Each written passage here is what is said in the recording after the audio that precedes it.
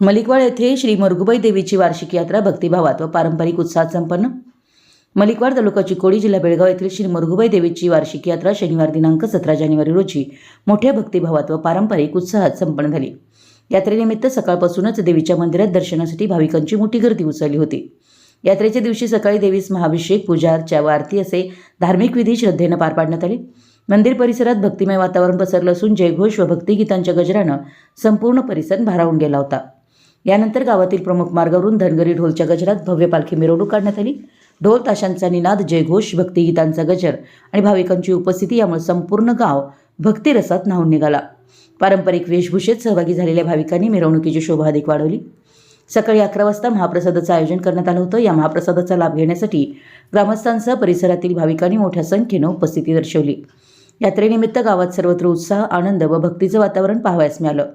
कार्यक्रम शांततेत व यशस्वीरित्या पार पाडण्यासाठी ग्रामस्थ, यात्रा समितीचे पदाधिकारी व स्वयंसेवकांनी विशेष परिश्रम घेतले। देवीच्या दर्शनानं भाविकांनी समाधान व्यक्त करत गावच्या सुखसमृद्धी, शांती व भरभराटीसाठी प्रार्थना केली। विशाल क्रांती न्यूज प्रतिनिधी अमर माने, मलिकवाड।